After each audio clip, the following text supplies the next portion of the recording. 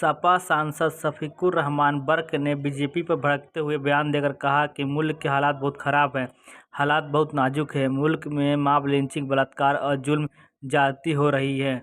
UP के संभल में Samajwadi party के सांसद शफीकुर रहमान एक बार फिर बीजेपी पर सरकार पर भड़क गए। सपा सांसद शफीकुर रहमान बर्क ने बीजेपी पर भड़कते हुए बयान देकर कहा कि मुल्क के हालात बहुत ख़राब हैं, हालात बहुत नाजुक हैं। मुल्क में मॉब लिंचिंग, बलात्कार, जुल्म ज्यादती हो रही है, इत्तेहाद की ज़रूरत है। लेकिन बीजेपी सरकार में मॉब लिंचिंग और जुल्म ज्यादती के खिलाफ कोई कानून नहीं बनाया जा रहा है। यह मुल्क सभी कौम के लोगों का है, सभी कौम के लोगों ने देश के लिए कुर्बानी दी है। ऐसे में साक्षी महाराज जो सांसद है बीजेपी का, उनके बयान आया है। उन्होंने ये कहा है कि वहाँ किसानों के प्रदर्शन में पाकिस्तान के जिंदाबाद के नारे लगे, खालिस्तान जिंदाबाद के नारे लगे। तो उस पर क्या कहना चाहेंगे? अरे ये बातें तो सामने लोग मैं कहूँगा कि प्रीपेयर्ड होती हैं, प्री प्लान होती हैं, सारे प्री प्लान है। ये सारी कराई जाती हैं ताकि इस मकसद को भुलाने के लिए। इस वक्त आदमी भूलेगा नहीं, अपनी परेशानियों को भूल नहीं सकता। मेरी सारे जनता से गुजारिश है, सारे हिंदू मुसलमानों से, सिखों से और हर बिरादरी के, ईसाइयों से, सबसे, छोटों से बड़ों से, दलितों से, ओबीसी से, सबसे मेरी गुजारिश है कि इस वक्त ये ना देखें कि कौन ये बीजेपी, वो तुम्हारा जो इस वक्त दिखला रहे हैं कि साहब हमने ये किया वो किया, ये सब झूठे वायदे हैं। इनके ना ये पूरे किए हैं ना करेंगे।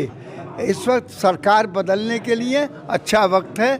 सब लोग मिलकर अखिलेश के हाथों को मजबूत करें और अपना कीमती वोट देकर हमें शुक्रिया का मौका दें, तो इंशाल्लाह हिंदुस्तान का नक्शा बदलेगा, हिंदुस्तान के हालात बदलेंगे, हिंदुस्तान आगे बढ़ेगा। मतलब एक सवाल और है, साक्षी महाराज ने एक बयान और दिया है। उन्होंने ये कहा है कि कानून बनते हैं, बिगड़ते हैं और दोबारा भी बन सकते हैं। अगर जो कानून रह गया हो तो उसको दोबारा भी ला सकते हैं। तो उसमें क्या देख रहे हैं? किसान, अभी कृषि कानून का उन्होंने देखा है कि नरेंद्र मोदी ने वापस का ऐलान किया है, और ऐसे में अगर साक्षी महाराज ये कहते हैं कि दोबारा बन सकते हैं, तो ऐसे क्या? देखिए, बात ये गलत है बिल्कुल उनकी, और इस तरीके से लोग धोखे में नहीं रह सकते। और ये कानून बदलते बनते रहते हैं, वो तो एक अलग बात है।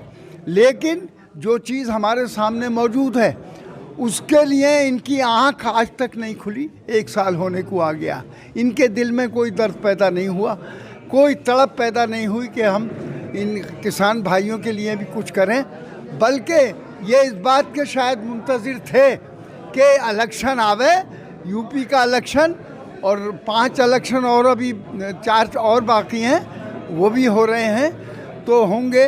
तो इसमें चाहते हैं कि इनको धोखा देकर, अब ये इनसे वायदा करके, झूठा वायदा करने के बाद में, और इनको मतलब ये कि अपना वोट ले ले, किसान या ऐसे में वोट नहीं देगा और दोबारा कानून लाएंगे। ये जब तक मोदी जी लगातार रैलियां करते नजर आ रहे हैं, तो अखिलेश यादव भी रैलियां करते नजर आ रहे हैं। ऐसे में योगी आदित्यनाथ का कहना है कि हम उत्तर प्रदेश में नौकरियां दी हैं, काफ़ी विकास किया है, तो जो जनता है अब के हमें दोबारा सरकार बनाने में कायम रहेगी। तो उसमें आप क्या कहना चाहते हैं?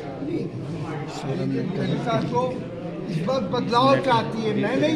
मैं अकेला नहीं कह रहा, बल्कि हिंदुस्तान की सारी जनता, आवाम कह रहा है कि जो हुकूमत इस वक्त बीजेपी की है, उसका सारा किरदार सबको मालूम है कि अब तक उन्होंने क्या किया है और किस तरीके से गवर्नमेंट चलाई है। तो इससे आवाम मुतमईन नहीं है, और किसान मुतमईन नहीं है, और नौजवान मुतमईन